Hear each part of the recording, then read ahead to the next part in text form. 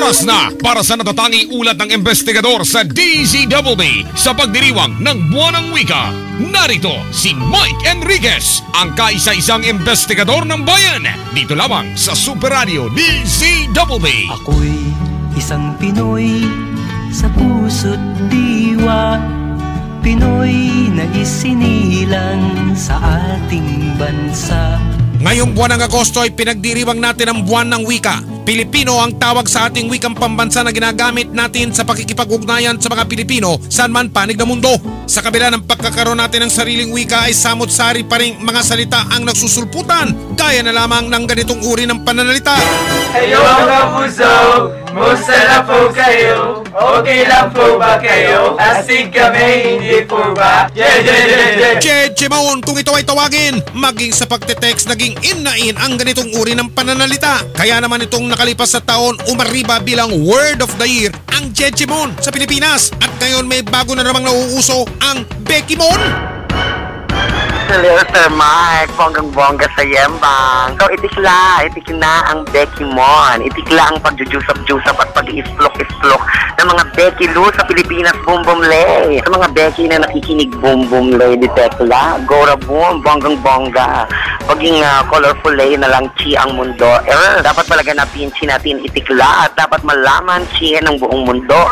Na bonggang-bongga naman tayo Yembang kahit mga Bekilu tayo. Chechemon is out. Bekimon is in. Subukan nga natin pag-usapin ang dalawa. Maintindihan nyo kaya? Hello, Pose! Narinig na po ba yung balita? So, girls, utok ko ba yung bumuli mga ratsin? Tama po yun, Pose! Buti cash noslik na tayo yung features na bonggang-bongga na yan dito sa investigadorasyon. Liwansin ko lang. Nakakarinig po, adedede! Ano ba yan? Hindi ako in. Time out. Ano nga ba ang Bekimon? Ibig sabihin po kasi nung Bekimon, nag-start po yun sa dalawang salita. Una po yung Becky, kasi yun yung nauusong tawag sa mga bakla. Yung Mon naman, nanggaling siya sa grupo-grupo ng tao. Pinagsama siya. Hindi siya talagang baklang Jejemon, pero Bekimon siya kasi isang grupo ng mga tao na nag-uusap ng gay lingo. Yung kasing Bekimon is more on definition ng isang tao na grabeng gumamit ng gay lingo. Yun, parang nagsimula yun sa ganong thought. Kaya kung ganito kayo magsalita. Jeron Cinta, Juko ng Papay Bells, Dalay Juslo, insert na ng bunga. Aba, isa ka nang ganap na Bekimon. It is ang nakajulat, Dear Tichiraka, kumusta sa kalabasa?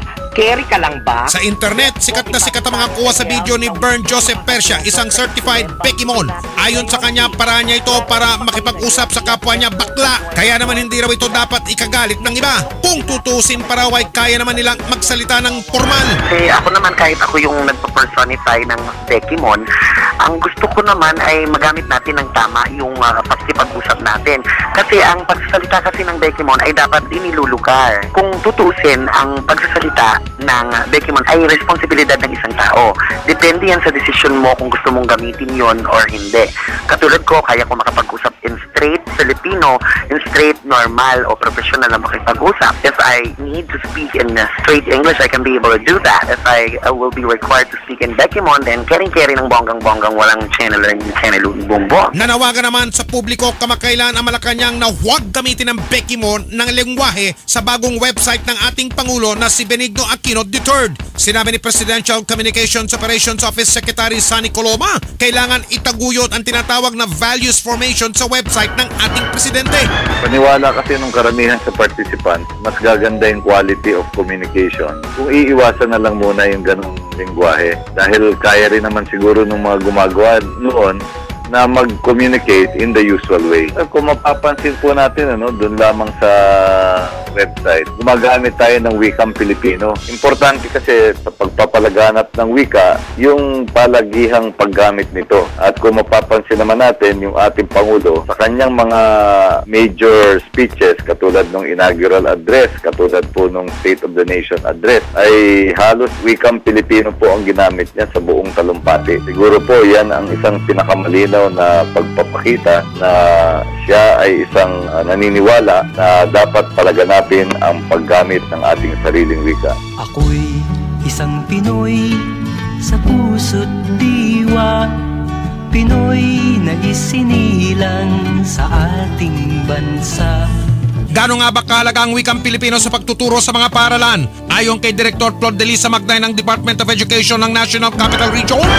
Sa ngayon ngayon, sinusunod pa din natin yung bilingual education. Kaya nga may mga subject for sa English at mayroon din namang mga subject para sa Pilipino. Dahil kailangan naman nating pahalagahan ang ating wikang pambansa. Alam na alam ng ating mga guro, ng mga principal, ng division superintendent na ang kahalagahan ng wikang pambansa. Kaya nga may isang buwan, dati noon, meron lang tayong tinatawag na linggo ng wika. Pero ngayon po ay ginawa na pong isang buwan na pag-celebrate para lalong mataimtim na maramdaman ang kahalagahan ng pagiging isang Pilipino dahil tayo ay mayroong isang salita, ang salitang Pilipino. Ang pagsulpot naman ng mga Jejemon at Bekimon ay hindi rin nila kinukonsinte. Hindi po namin pinapayagan yon, lalo na sa loob ng klase. Lalo na sila ay talagang nag-aaral na. Mayroon nang pinalabas ang ating kalihim tungkol dyan sa mga Jejemon na yan. Talagang kahit dito sa cellphone na paggamit na meron tayong inaalis na mga vowel, hindi na po namin inaano yun sa paaralan. Pag sa paaralan, yung tunay na pagsalita, pagsulat ng mga salita. Yun ang ating inaano sa paaralan. Kaya nakikiusap din po kami sa mga magulang na sana ay makiisa din na yun talagang tamang pagsasalita, tamang pagsulat, ang ma-promote lalo na dito sa basic education. Kaya naman ang DepEd patuloy na isinusulong ang kahalagahan ng sarili nating wika. Mga kababayan! Sa larangan naman ng pamamahayag, ano ang mas mainam na gamitin? Wikang Pilipino o wikang Ingles? Kung ang mga listener mo ay mga Pilipino, abay Tagalog dapat ang gamitin mo. Mas maganda ang English kasi mayroong mga foreigners na makapunta dito sa Pilipinas. Kung Pilipino lahat ang salita natin, paano makintindi yung mga foreigners? Maraming investor na pumupunta ba ibang lahi. Conforme kasi yan sa mga nakikinig. Pero para sa akin, mas magandang gamitin ang wikang Tagalog. Kasi marami sa ating mga Pilipino ang hindi nakakaintindi din ng wikang Ingles. Lalo na mga mahihirap. Mas naiintindihan, gaya ng sasonan ni Pangulong Aquino, mas naiintindihan yung pagsasalita ng Tagalog at naiintindihan ng tao o ano nangyayari sa ating lipunan. Ayon kay Benny Antipoda, Pangulo ng Alyansa ng Pilipinong Mamamahayag, ang wikang Pilipino ay mas mabisang gamitin sa pagpapayag ng balita. Ang salitang Pilipino ay makakaabot doon sa pinakadulo ng ating mamamayan sa bansa na nakakaintindi ng sarili nating lingwahe. Dahil sa salitang English, marami sa ating mga kababayan, ang karamihan ay hindi nakapag-aral na nahihirapan silang arukin kung ano yung tunay na ibig sabihin nung idinideliver nating o inahatid nating mga pahayag sa ating mga balita. Kung kaya't ang salitang Pilipino ay napaka-importante para lang maiparating natin ang tunay na mensahe ng bawat balita sa taong bayan. Mga kababayan! Ako'y isang Pinoy sa puso't diwa, Pinoy na isinilang sa ating bansa. Kung kayo ang tatanungin, ang pagsasalita ba ng Jejemon at Bekimon ay nakaka-apekto sa wikang Pilipino? Nakaka-apekto ito, lalong-lalo na sa mga kabataan na ngayon pa lang sumisibol pa lang yung kaalaman nila tungkol sa lengguwahe ng Pinoy. Itong salitang Bekimon at itong Jejemon sumisira dun sa pinaka-original nating wika. Itong mga lengguwaheng ito, nakaliligaw, hindi yun talaga kailangan isagawa. Nakaka-apekto, lalo na pagka aspeto ng edukasyon. Kunyari, mga high school students, nasanay na silang mag-text na ang style ay Jejemon, sa pagsusuli, magagamit nila yun at hindi may iwasan. Sinira nila yung wika ng Pilipino. Pinabago nila ang mga words. Ayos kung ganoon! Mga kababayan! Ang wikang Pilipino ay isang kayamanan para sa ating mga Pilipino. Ayon kay Commissioner Jose Ladera Santos ng Komisyon sa Wikang Pilipino, ang mga salita ng Jejemon at Bekimon ay salamang palamuti ng mga gustong makiuso. Yung Jejemon at itong Bekimon na mga lumilitaw na yan ay mga natural na lumilitaw sa alinmang panahon. Mayroong mga uso na tinatawag. Kaya ang Komisyon sa Wikang Pilipino may pananaw yan na bahagi yan ng freedom of creativity, freedom of expression, pero hindi naman dapat abusuhin. Meron naman tayong mga pamantayan. Halimbawa, ang akademya ay nagsiset ng standard na may dapat na mga patakaran para sa mga wastong paggamit ang wika. Para sa may mga tuntunin, ang wika ay dapat na ginagamit sa wastong grammar. Yun ang dapat. Hinihikayat ni Commissioner Santos ang publiko na mahalin ang sariling wika natin. Huwag tangkilikin ang mga balbal na salita. Sila masasabing lingwahe o wika sa definisyon ng sinasalitang lingwahe. Di yan na isang kumpletong wika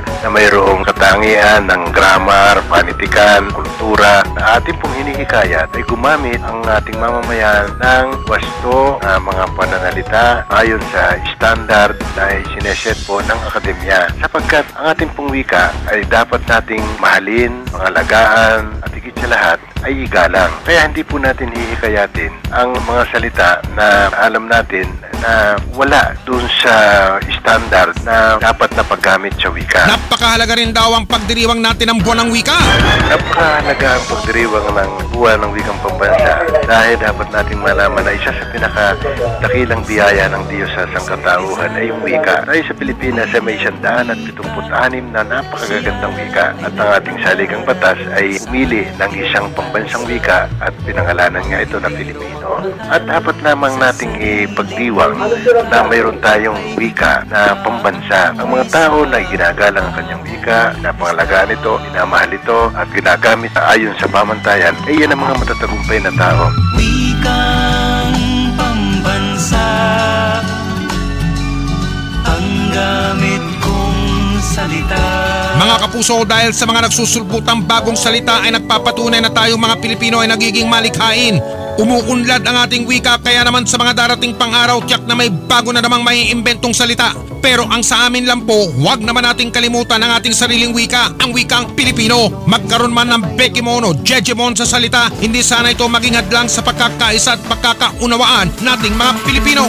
Para sa inyong mga sumbong, reklamo at impormasyon tungkol sa mga hindi tama sa ating lipunan, tumawag sa telepono bilang 928-7109 o kaya'y sumulat sa investigador sa DZBB GMA Network Center, EDSA, Corner Timog Avenue, Diliman, Quezon City. Abangan nyo ang pagbabalik ng serbisyong totoo ng investigador sa DZBB dito lamang sa Super Radio DZBB.